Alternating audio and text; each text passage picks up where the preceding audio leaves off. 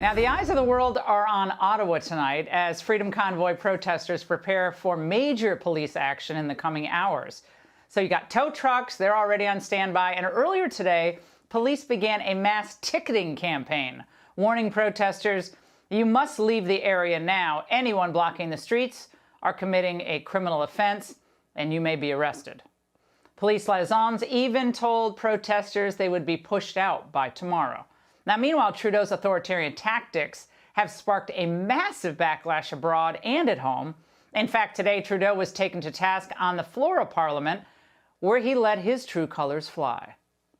If Canadians are to trust their government needs to trust Canadians. Those are the words of the Prime Minister in 2015. These people, very often misogynistic, racist, women haters, science deniers, the fringe. Same Prime Minister 6 years later as he fans the flames of an unjustified national emergency. Conservative Party members can stand with people who wave swastikas. They can stand with people who wave the Confederate flag.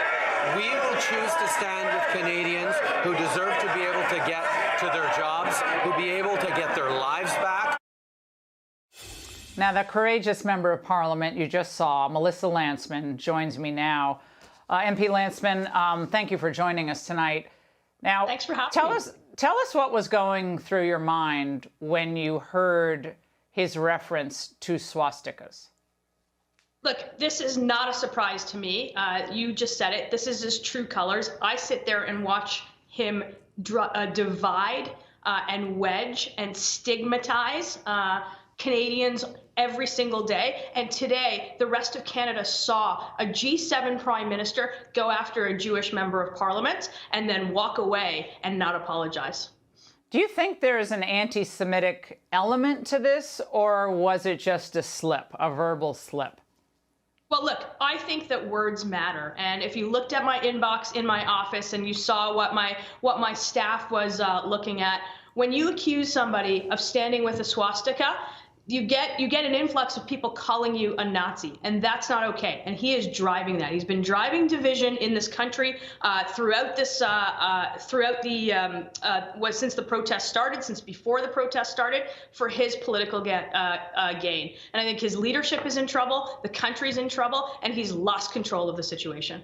Now, I would like to play now what happened when you did demand the apology from Trudeau. Watch. I think he owes me an apology. I'd like an apology, and I think he owes an apology to all members of this House.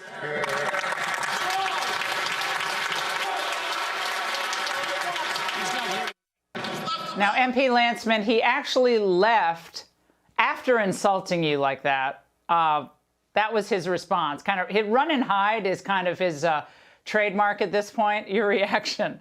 Yeah, look, he's lost control, and I'll just give your viewers. I can't call that out. There's rules that say that I can't call that out. Okay.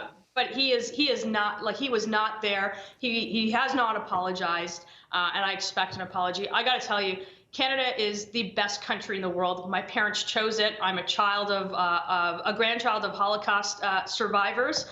And to watch what is happening and what the Prime Minister is driving in this country is frankly egregious. How much hate has been directed at you and others who just believe in free expression and the right to protest, even take away concerns about mandates and the truckers and cross-border traffic? Set that aside. How much hate have you seen out there just directed at you? Look, I think the division in this country is growing, and it's growing because of the Prime Minister's rhetoric on this. We've got an urban-rural divide. We've got an east-west divide, and that's being wedged by the Prime Minister. I'm the party's transport critic, so we've been calling to an end to these mandates, particularly the cross-border trucking mandate, since earlier this year. We've got one of the highest vaccination rates, and we also have we are the country with the highest, most draconian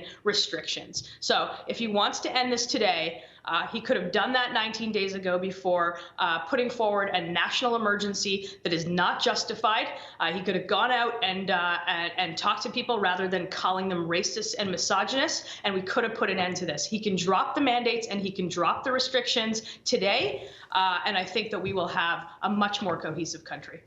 MP Lantsman, thank you very much for joining us tonight and being a leader in your country at this point. Hey, Sean Hannity here. Hey, click here to subscribe to Fox News YouTube page and catch our hottest interviews and most compelling analysis. You will not get it anywhere else.